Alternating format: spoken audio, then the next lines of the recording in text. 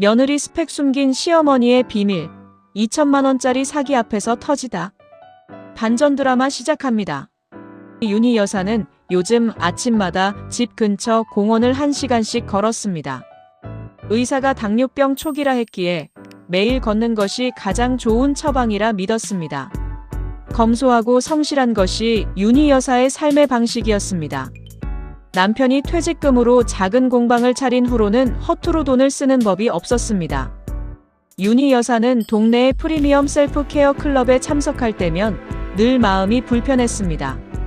이 모임은 강남의 고급 문화센터에서 열렸습니다.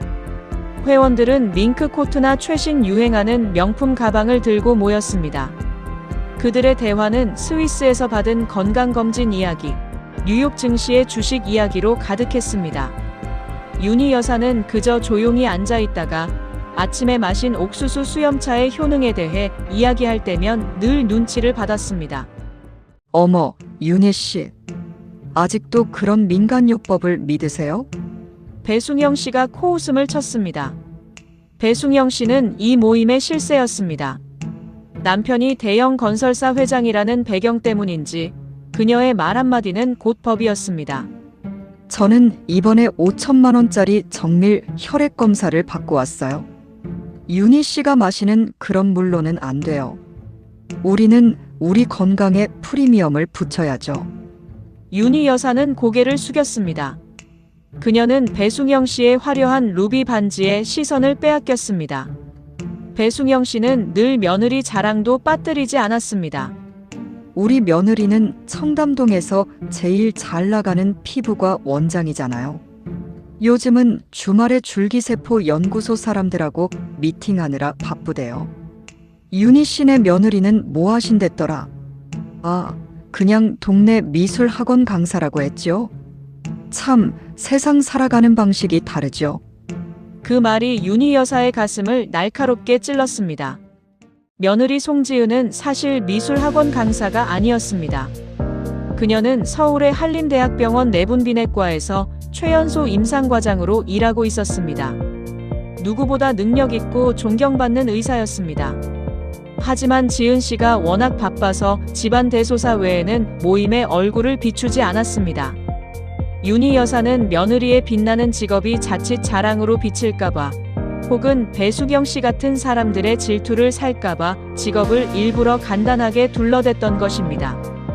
그 작은 거짓말이 지금 윤희 여사를 찌르는 부메랑이 되었습니다. 미술학원 강사의 시어머니는 그들의 세상에서 무시해도 되는 존재였습니다. 윤희 씨, 그렇게 낡은 가방 드는 것도 이제 좀 그래요. 이 모임에 품위가 있죠. 안 그래요? 배숭영 씨의 마지막 말은 윤희 여사를 완전히 위축시켰습니다. 집으로 돌아온 윤희 여사는 며칠 동안 앓았습니다. 그녀는 당뇨 합병증이 올까봐 두려웠습니다. 그들의 비웃음이 그녀의 건강까지 위협하는 것 같았습니다. 그녀는 며느리 지은에게 이 사실을 말하지 못했습니다. 그녀의 자랑스러운 며느리에게 짐이 되고 싶지 않았습니다. 하지만 그날 오후 배숭영 씨가 직접 전화를 걸어왔습니다. 윤희 씨, 다음 주 강연은 특별해요. 출기세포를 활용한 기적의 호르몬 치료 강연인데 특별히 당신처럼 당뇨 합병증 위험이 높은 사람들에게는 필수예요. 오늘 안 사면 손해예요. 윤희 여사는 불안함과 공포에 사로잡혔습니다. 배숭영 씨가 자신의 약점까지 꿰뚫고 있다는 사실에 소름이 끼쳤습니다. 다음 주 그녀는 2천만 원을 준비해야 할지도 모른다는 불길한 예감이 들었습니다. 이 위기를 어떻게 넘겨야 할지 윤희 여사는 알 수 없었습니다. 윤희 여사는 결국 배숭영 씨의 전화를 받은 후 잠을 이루지 못했습니다. 당뇨 합병증 위험이라는 말이 계속 귀를 맴돌았습니다. 배숭영 씨는 다음 날 아침 일찍 다시 전화해 강연에 참석할 것을 종용했습니다. 윤희 씨, 당신 건강은 당신이 챙겨야지. 2천만 원이 아깝다고 발이나 눈을 잘라낼 순 없잖아요. 배숭영 씨의 말투는 충고라기보다 협박에 가까웠습니다. 윤희 여사는 자신이 정말로 이 기적의 앰플을 구매하지 않으면 큰일이 날 것만 같았습니다. 그들의 세계에서 2천만 원은 그저 프리미엄을 유지하는 비용이었지만 윤희 여사에게는 남편과 노후를 위해 모아둔 소중한 예금의 절반이었습니다. 윤희 여사는 불안함 속에서 강연 당일 문화센터로 향했습니다. 배순영 씨는 이미 와서 로비에서 회원들을 맞이하고 있었습니다. 윤희 여사를 보자마자 그녀의 팔을 잡아 끌었습니다. 어서 오세요. 당신이 온 걸 보니 현명한 선택을 한 것 같네요. 배순영 씨는 이미 고급 가죽 케이스에 담긴 줄기세포 앰플을 3박스나 들고 있었습니다. 이건 우리 며느리가 미리 주문해 준 거예요. 의사니까 더 잘 알겠죠. 강연은 화려한 조명과 배경음악 속에서 시작되었습니다. 강사 김철민은 자신을 해외 유명 연구소 출신이라 소개하며 노화의 공포를 극대화했습니다. 그는 정체불명의 그래프와 의학 용어를 남발하며 앰플의 성분이 체내 호르몬을 활성화시켜 모든 만성 질환을 치료한다고 주장했습니다. 특히 당뇨병 환자분들, 인슐린 기능이 떨어지면 말초신경이 손상되고 결국 발가락부터 잘라내야 합니다. 이 앰플은 그 최악의 순간을 막아줍니다. 망설일 시간이 없습니다. 강사는 직접적으로 윤희 여사를 바라보며 목소리를 높였습니다. 윤희 여사는 공포감에 손이 떨렸습니다. 주변의 회원들은 이미 몇몇이 강사의 말에 설득되어 자리에서 일어나 현금 결제를 서두르고 있었습니다. 윤희 여사도 자리에서 일어나려 했습니다. 그때 배순영 씨가 윤희 여사에게 다가와 작은 소리로 속삭였습니다. 저를 따라 나오세요. 계약서에 서명하고 바로 입금해야 합니다. 윤희 여사는 갈등했습니다. 2천만 원을 내는 것은 노후 계획에 심각한 타격을 입히는 일입니다. 하지만 당뇨 합병증이라는 공포는 그 무엇보다 컸습니다. 그녀는 며느리 지은의 얼굴을 떠올렸습니다. 지은에게 이 큰 돈을 빌려달라고 말할 용기가 나지 않았습니다. 지은은 지금도 병원 일로 눈, 코, 뜰 새 없이 바쁠 것입니다. 미술학원 강사라는 소박한 직업 때문에 시어머니가 이런 수모를 당하고 있다는 사실을 알게 된다면 얼마나 마음 아파할까요? 결국 윤희 여사는 침묵했습니다. 잠깐만요. 제가 다시 생각해 볼게요. 배순영 씨는 얼굴을 찡그렸습니다. 지금 장난하세요? 미치겠네. 당신 때문에 우리 모임 전체의 분위기가 깨지고 있어요. 돈이 없으면 없다고 솔직하게 말해요. 자존심 때문에 그러는 거예요? 하참. 모두의 시선이 윤희 여사에게 집중되었습니다. 윤희 여사는 완전히 고립되었습니다. 심한 모욕감과 함께 자신이 정말로 이기적인 늙은이가 된 것 같은 자책감이 밀려왔습니다. 그녀는 절망감 속에서 무력하게 앉아있을 수밖에 없었습니다. 그 순간 회의실 문이 조용히 열렸습니다. 며느리 송지은 과장이었습니다. 지은은 오늘 병원에서 응급 상황이 생겨 오지 못할 것이라고 했었는데 무슨 일인지 도착해 있었습니다. 지은은 조용히 윤희 여사의 옆에 섰습니다. 배순영 씨는 기회를 놓치지 않고 며느리에게 마지막 공격을 가했습니다. 어머, 학원 강사님 오셨네. 어머니한테 돈 좀 마련해 드리라고요. 미술 학원 수입으로는 2천만 원이 큰 돈이겠죠? 지은은 굳은 표정으로 배순영 씨를 바라보았습니다. 그녀의 눈빛은 무시가 아닌 의사로서 환자에게 닥친 위험을 발견한 날카로운 시선이었습니다. 윤희 여사는 떨리는 목소리로 며느리에게 말했습니다. 지은아, 그냥 가자. 나 괜찮아. 지은은 시어머니의 손을 잡고 부드럽게 고개를 저었습니다. 그리고는 강사가 있는 단상을 향해 한 발짝 다가섰습니다. 며느리 송지은 과장의 등장은 회의실의 모든 소리를 멈추게 만들었습니다. 윤희 여사의 손을 잡고 선 그녀의 표정은 침착했지만 눈빛에는 시어머니를 향한 모욕과 건강을 위협하는 행위에 대한 분노와 책임감이 서려 있었습니다. 어머, 학원 강사님, 여기서 그러시면 안 되죠. 어머니 돈 문제에 참견할 생각 마시고 어서 어머니를 모시고 나가세요. 배순영 씨는 지은을 향해 다시 비꼬았습니다. 그녀는 지은의 단정한 옷차림이나 차분한 태도에서 자신들이 가진 허영심을 비웃는 듯한 느낌을 받았습니다. 여기는 전문가들의 이야기가 오가는 곳입니다. 미술 교육과는 상관이 없어요. 지은은 배순영 씨의 말을 듣지 않았습니다. 그녀는 강사 김철민에게 시선을 고정했습니다. 강사님, 죄송합니다만 잠시 이 강연 내용을 청중의 입장에서 확인해 볼 필요가 있겠습니다. 김철민 강사는 당황했지만 자신의 권위를 지키기 위해 애썼습니다. 무슨 말씀이신지? 저는 지금 아주 중요한 의료 정보를 제공하고 있습니다. 의료 정보요? 지은은 나지막이 반문했습니다. 그리고는 주머니에서 자신의 신분증을 꺼내 단상 위의 탁자에 내려놓았습니다. 빛바랜 흰색 플라스틱 카드였지만 그 위에 새겨진 글자는 회의실 전체를 얼어붙게 만들었습니다. 한림대학병원 내분비내과 임상과장 송지은, 죄송하지만 저는 이 대학병원 내분비내과에서 호르몬 및 대사 질환을 전문으로 연구하고 진료하는 의사입니다. 그리고 이 자리에서 저희 어머니를 포함한 여러 어르신께 제공되고 있는 정보의 의학적 타당성에 대해 의문을 제기합니다. 회의실은 침묵에 휩싸였습니다. 모두의 시선은 낡은 가방을 들고 다니던 미술학원 강사 며느리가 아닌 최연소 임상과장이라는 권위와 실력을 지닌 의사에게 집중되었습니다. 배순영 씨는 얼굴이 흑빛으로 변했습니다.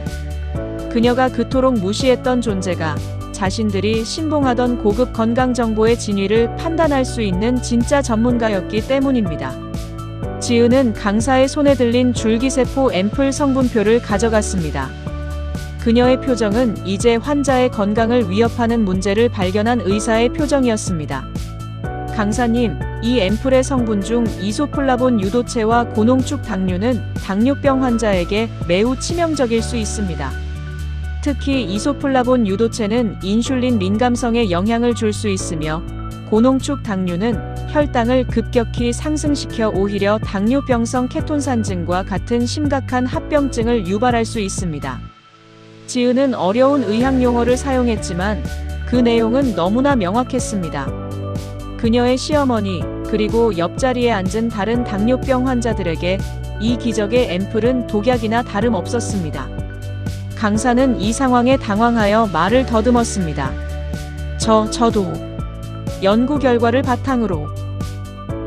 어떤 연구 결과입니까? 지은은 단호하게 끊었습니다. 무작위 이중 맹검법을 거친 임상 논문이 있습니까? 아니면 식약처의 정식 허가라도 있습니까? 제가 알기로 이 앰플은 효능이 검증되지 않은 일반 가공식품입니다.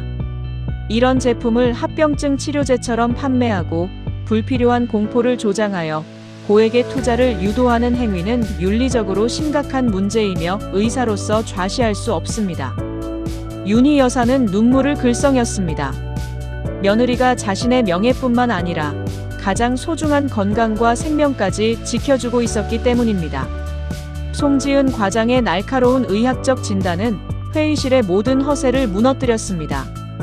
그녀의 목소리는 절제되어 있었지만 그 안에 담긴 전문 지식의 무게와 생명을 책임지는 의사의 권위는 그 어떤 명품이나 재력보다 강력했습니다. 저는 대학병원에서 매일 당뇨 합병증으로 고통받는 환자들을 보고 있습니다. 이 앰플 한 병에 2천만 원을 투자하는 것은 건강을 사는 행위가 아니라 생명을 위험에 빠뜨리는 도박입니다. 지은은 강사를 향해 말했습니다.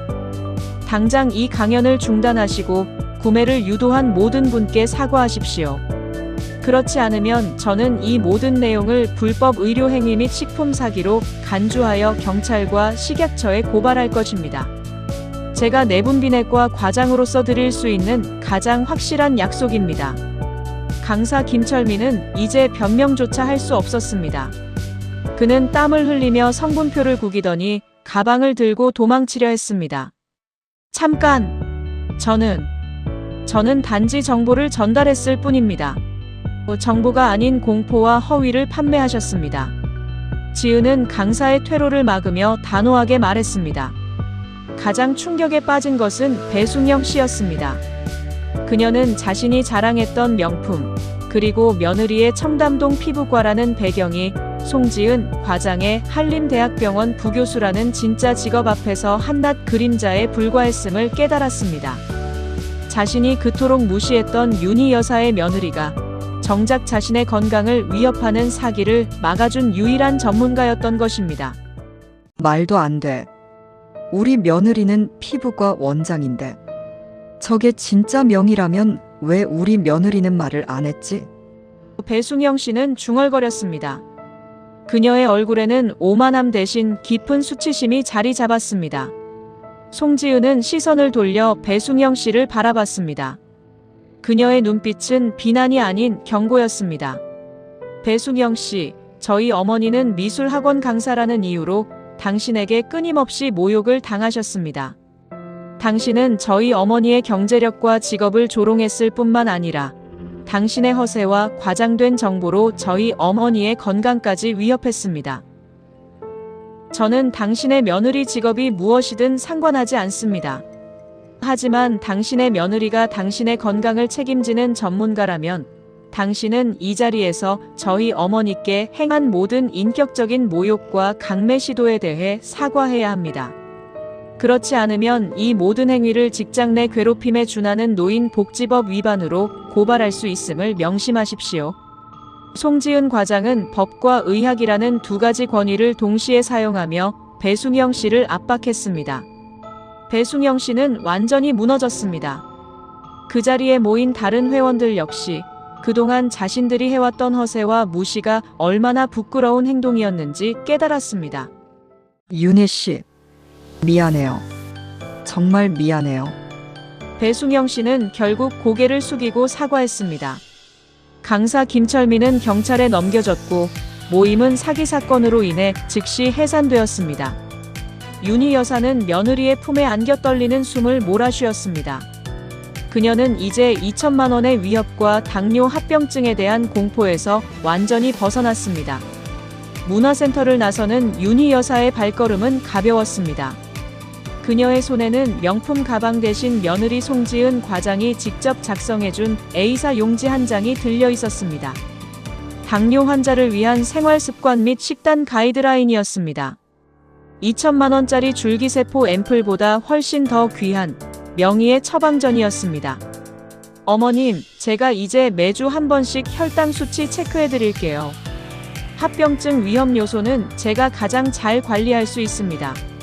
지은은 걸어나오며 시어머니에게 부드럽게 말했습니다. 윤희 여사는 눈물을 닦았습니다. 지은아, 미안하다. 내가 의사라는 걸 숨겼던 게 너무 부끄러웠어. 혹시라도 그 사람들한테 내가 힘든 일 당할까봐. 그리고 내가 그렇게 대단한 사람인데 엄마가 낡은 가방이나 들고 다니는 게 미안해서. 어머님, 무슨 말씀을 하세요? 저한테는 이 세상 모든 명품보다 어머님 건강이 가장 중요해요. 지은은 잠시 차를 세우고 시어머니의 손을 잡았습니다. 그리고 어머님이 가진 소박함과 정직함이 제가 가장 자랑스러워하는 부분이에요. 어머님은 그분들처럼 허세를 부리지 않으셨기 때문에 사기에 휘말리지 않으신 거예요. 어머님의 품격은 돈으로 매길 수 없어요. 며느리의 진솔한 말에 윤희 여사는 진정한 위안을 얻었습니다. 그녀는 비로소 거칠애와 재력의 허상에서 벗어나 자기 자신과 며느리의 진정한 가치를 깨달았습니다. 며칠 후 동네에는 소문이 빠르게 퍼졌습니다. 윤희 여사의 며느리가 강남 문화센터 사기 집단을 일망타진한 명이었다는 사실이었습니다. 배숭영 씨는 사기 사건에 연루되어 동호회에서 영구 제명되었고 그녀의 허세는 모두에게 조롱거리가 되었습니다. 윤희 여사는 더 이상 눈치를 보지 않았습니다. 그녀는 다시 공원에서 이웃들과 만나 옥수수 수염차와 걷기 운동의 효능에 대해 이야기했습니다. 하지만 이제 아무도 그녀를 무시하지 않았습니다. 오히려 윤 여사님, 며느님이 주신 처방은 없나요? 라며 그녀를 존경의 눈빛으로 바라보았습니다. 윤희 여사는 동네에서 명의를 며느리로 둔 복받은 분이자 진정한 건강의 리더로 대접받게 되었습니다. 그녀가 며느리에게 받은 가장 귀한 처방은 비싼 약이나 앰플이 아닌 진실된 사랑과 건강한 삶의 방식이었다는 것을 깨달았습니다. 세월이 흘러도 윤희 여사와 송지은 과장의 관계는 더욱 단단해졌습니다. 한 사람은 사랑과 믿음으로, 다른 한 사람은 지식과 책임감으로 서로의 삶을 지켜주었습니다. 그들의 이야기는 겉모습으로 사람을 판단하는 세상의 진정한 가치와 품격이 무엇인지를 깨닫게 해주는 따뜻한 여운을 남겼습니다. 시어머니와 며느리의 이야기가 재미있으셨다면 구독과 좋아요 부탁드립니다. 나의 인생 우체국이었습니다. 감사합니다.